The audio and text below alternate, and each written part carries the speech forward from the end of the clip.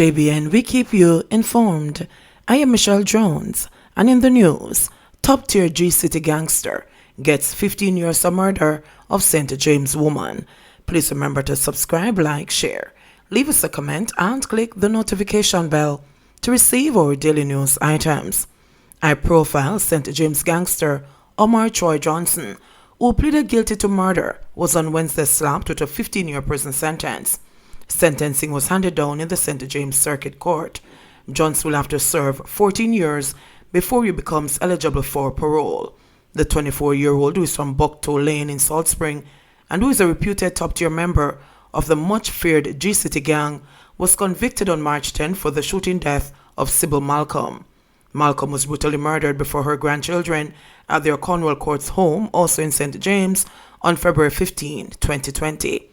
This is a good day for the law-abiding citizens of St. James and the police, said Police Commander for St. James, Superintendent Vernon Ellis. We just got the news out of Kingston that Tommy Lee Sparta was just sent to prison for illegal possession of a firearm, and now we have this G-City gangster going off for a very long time. We want the other violence producers in St. James to realize that we're coming at them with all the tools in our toolbox, and when they are caught, and we know they'll be caught, they'll stand to spend many years behind bars, said Ellis. It was reported that about 2:45 a.m. on the day in question, Johnson went to Malcolm's house armed with a handgun and gained entry to the premises by breaking through a rear section of the property. He first tried to enter the section of the house where the family occupied, but it was securely locked up. After his demand for the family to open the door was refused, Johnson used a piece of steel to break the glass on the door and began climbing through. It was then that Malcolm confronted him and a struggle ensued. During the tussle, the gun went off and a bullet hit Johnson in his arm. He subsequently overpowered Malcolm and shot her in her head at close range and then fled the scene. Malcolm was rushed to the Cornwall Regional Hospital where she was pronounced dead.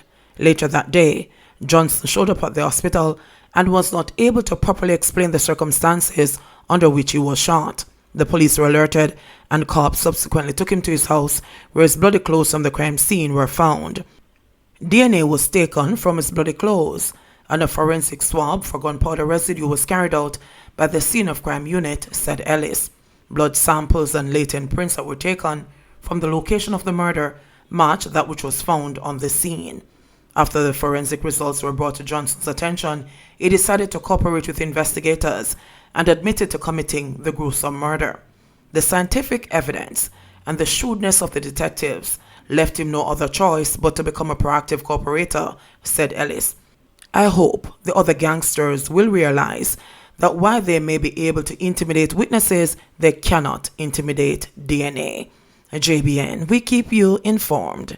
Please remember to subscribe, like, share, leave us a comment, and click the notification bell to receive our daily news items.